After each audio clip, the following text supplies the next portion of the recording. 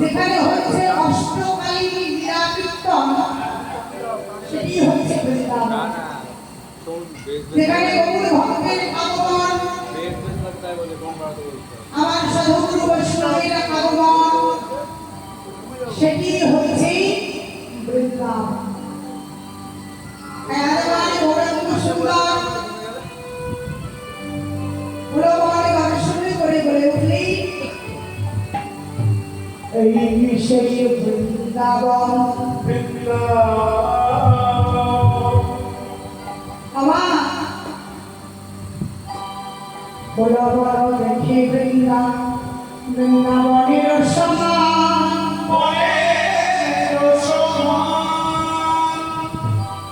সমুদ্র ঘন করে আদি বকে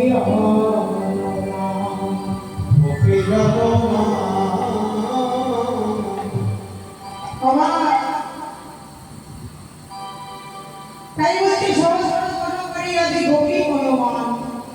আজকে প্রভু আমার দাঁড়িয়ে আছেন ধামে নবদ্বীপে, তাই সেই জয়লীলার কথা মনে করি। আজকে গৌরাঙ্গ সুন্দর আমার দাঁড়িয়ে আছে কোথায়?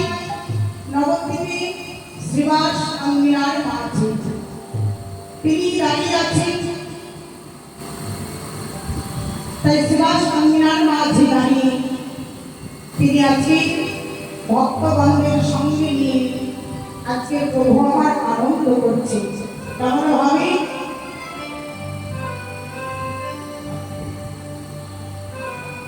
শ্রীবাস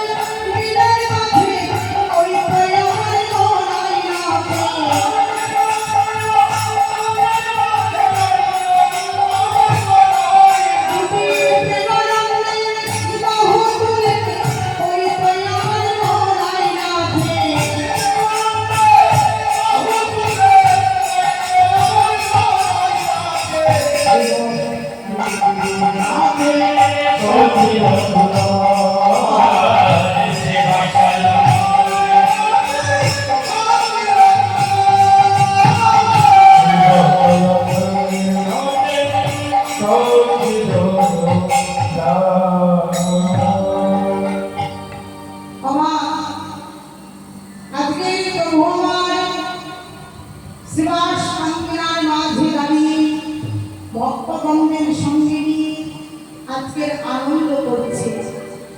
কোথায় না শ্রীবাস কাঙ্কিনায়? তাহলে প্রভু আমাদের শ্রীবাস কাঙ্কিনায় নৃত্য করছে, আগে জানতে হবে আমাদের শ্রীবাস। শ্রীবাস শ্রী শব্দে কি? মায়েরা সামনের দিকে আগে আসুন। এই যে মায়েরা একদম কাছে চলে এসো। এখন আর হচ্ছে না যে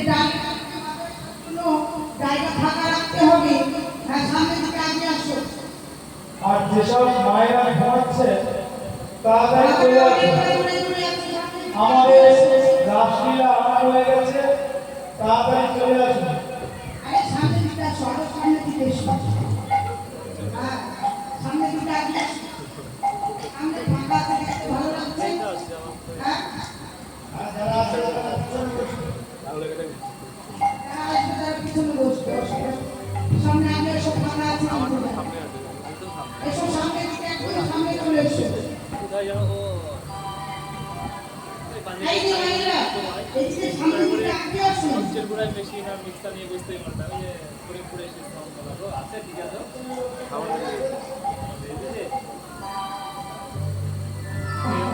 মাইরা সামনের দিকে চলে এসো। কত দূরে না তুমি চলে এসো। লীলা কিছুদিন বসাবো, মানে দূর থেকে হরে কৃষ্ণটা হরে কৃষ্ণ লাগেনি ভাই। আর তোমার ওই জয়রাধি আওয়াজটা খাই ভালো লাগে। ওয়ান যেরকম একটু সাইডে যে পুরো বাবু থাকে তার পাশে। বাবা তাহলে বলি শ্রীবাস। শ্রী শব্দে ব্যাপারটা বাবা শ্রী শব্দে হচ্ছে সুন্দর, আর বাস শব্দে কি? কি গো ভাইরা, বাস শব্দে বাসস্থান বা বাসা। তাহলে কি শ্রীবাস অর্থাৎ সুন্দর বাসা। তাহলে সুন্দর বাসা অর্থাৎ শ্রীবাস দর্শন করতে শুধুমাত্র নবদ্বীপে গেলেই হয় না, তাই না? শ্রীবাস দর্শন করতে নবদ্বীপে গেলেই হয় না, আগে নিজেকে শ্রীবাস হতে হবে। অর্থাৎ আমাদের এই যে হৃদয়, এই হৃদয়টাকে সুন্দর করবার জন্য, পবিত্র রাখবার জন্য এই হৃদয় ভাষাটাকে আগে সুন্দর করতে হবে। কেননা আমাদের এই হৃদয়ের মাঝে অনেক কিছু জমা করে আছে, তাই না? কাম, ক্রোধ, লোভ, মদ, মোহ, মাৎসর্য, এই যে এই বাইকটা দেখলাম একটা গাড়ি যারা দুটো গাড়ি না চার ঘন্টা পরে এইগুলি আমাদের এই শরীরের ভেতরে প্রবেশ আছে প্রত্যেকের দেহে। তাই বলছি এই হৃদয় ভাষাটাকে যদি সুন্দর করতে চাও, পবিত্র রাখতে চাও, তাহলে শুধু নবদ্বীপে নয়, আগে নিজেকে হতে হবে। কেমন? যেমন কোনো হরিবাসনে আসা, গীতা, ভাগবত, চৈতন্য, চরিতামৃত যেখানে পাঠ হচ্ছে সেই স্থানে যাওয়া। সেখানে গেলে কি হবে? এই হৃদয়টা দেখতে অনেকটা হালকা হয়ে যায়। সেই স্থানে বসে যদি একেবারে তুমি বাহু ধরে প্রেমানন্দে বলতে পারো হরি বল, দেখবে এই হৃদয়ের ভাষাটা অনেকটা হালকা হয়ে যাচ্ছে, তাই না? কি গো ভাইরা, তাই না? তুমি প্রেমানন্দে বাহু ধরে যদি একবার কেউ হরি বল বলতে পারে হরিবাসনে এসে, দেখবে এই হৃদয়টা অনেকটা হালকা হয়ে যায়। এই হৃদয়ের মধ্যে তাই বলছি আগে নিজেকে শ্বাস তৈরি করো, অর্থাৎ হৃদয় ভাষাটাকে সুন্দর পবিত্র রাখো। এই যে শ্রীবাস আমাদের অনেকেরই জানা কথা, এই শ্রীবাসের একমাত্র সন্তান ছিলেন যার নাম হচ্ছে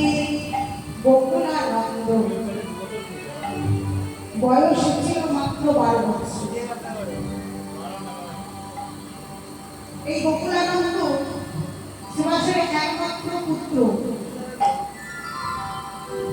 এদিকে গৌরহরি মানে মানে চিন্তা করছে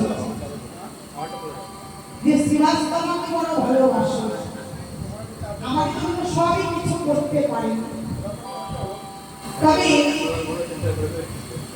একদিনের জন্য হয়েও আমি পরীক্ষা করতে চাই যে শ্রীবাস আমাকে কতটা ভালোবাসে। পরীক্ষা করলো প্রীতি একমাত্র সংসারে অর্থাৎ প্রভু আমার সারা রাত্রি হরি নাম কীর্তন করছে, করতে করতে প্রভাত হয়ে গেল। প্রভাতে নগরে বেরিয়ে পড়লেন শ্রীবাসকে নিয়ে। এবার শ্রীবাসকে নিয়ে যখন বেরিয়ে পড়ছে নগরে, এদিকে মালিনী দেবী পুষ্প চয়ন করতে গিয়েছে। পুষ্প চয়নে করে বসে দেখছি সন্তান ঘোড়ার মধ্যে পড়ে আছে, নামে করছে, নামে করতে করতে ঘোড়ার মধ্যে দেখছে এসে পড়ে আছে। যেই না ঘোড়ার মধ্যে পড়ে আছে দেখছি শিবাসের স্ত্রীর নাম হচ্ছে মালিনী। মালিনী দেবী ছুটতে ছুটতে গিয়ে বকুলানন্দকে বক্ষের মাঝে জড়িয়ে ধরেছে, জড়িয়ে ধরে বকুলানন্দকে ডাকছে, বকুলানন্দ, আরে এক বকুলানন্দ, বলি কি হয়েছে তোর, তুই কিভাবে পড়ে আছিস কেন? ওঠো বাবা, একবার কথা বল।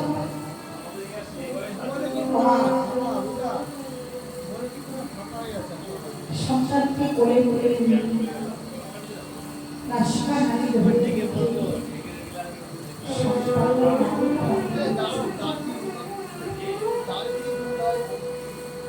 যখন দেখলেন সংসারে প্রাণী বেঁচে নেই, মালিনী দেবী যখন চিৎকার করে কাঁদতে লাগলেন, আর গৌরহরি ডাকছে, হে গৌরহরি, সাত নয় পাঁচ নয় আমার একটা মাত্র সংসার দিয়েছে, সন্তানে ধীরে ধীরে সেই সন্তান দিয়ে বাবার আগে তুমি জানতাম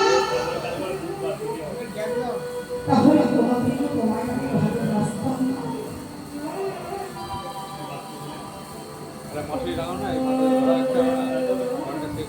যখন মালিনী দেবী আমার কথা বলেছে, অন্তরে রবীন্দ্র ভগবান মালিনী দেবীর কথা শুনে শ্রীবাসকে ডেকে বলছি, শ্রীবাস, শ্রীবাস, তুমি তোমার গৃহে ফিরে যাও তো। এখন তুমি আমাকে ফিরে যেতে বলছো কেন? শ্রীবাস, আমি বলছি তুমি তোমার গৃহে ফিরে যাও। শ্রীবাস এসে দেখছে মালিনী দেবী সন্তানকে বক্ষের মাঝে জড়িয়ে শ্রীবাস এসে মালিনীকে জিজ্ঞাসা করছে, মালিনী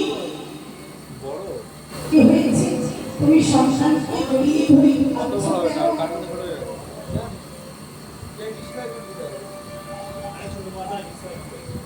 মালিনী দেবী এই যে একমাত্র সন্তানের কারণে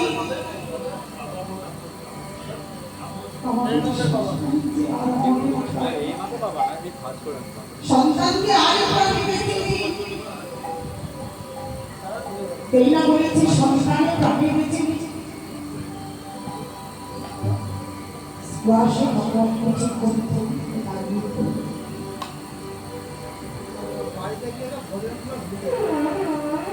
শিবাশে বলে মালিনী, মালিনী তুমি কেঁদো না,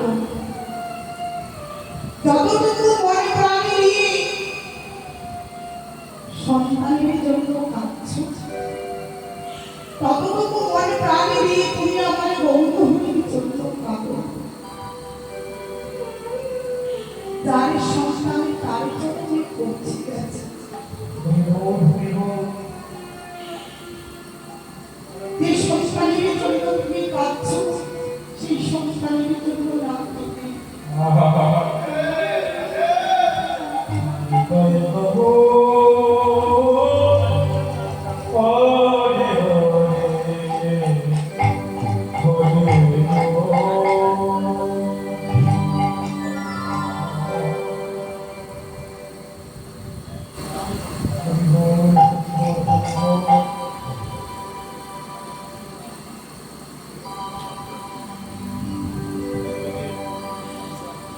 তাই বলছে মালিনী, তুমি কেঁদো না মালিনী।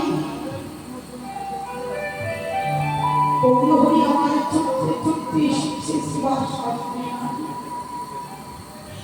শ্রীবাস অঙ্গিনায় এসে দাঁড়িয়েছে, দাঁড়িয়ে শ্রীবাস পেয়ে বলছে, শ্রীবাস, শ্রীবাস, তুমি কিছু হারিয়ে ফেলেছ।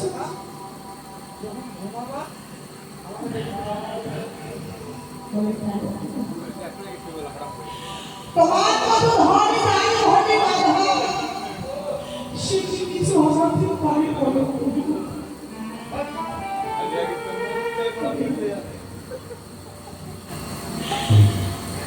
যে একটি মাত্র সন্তান তুমি আমাদের দিয়েছিলে, আপনি সেই সন্তানদের প্রাণে দিয়েছে।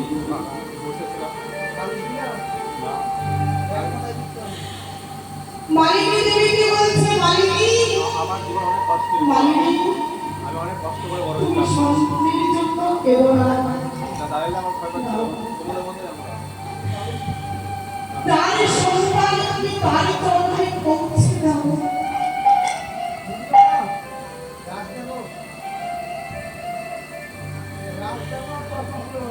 আজকের মতো সন্তানের কোলে তুলে নিয়ে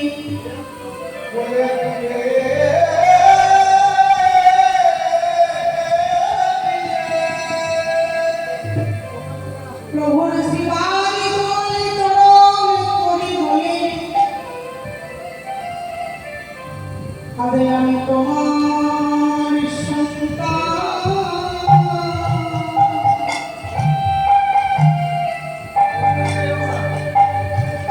তোমার চরণে দিয়া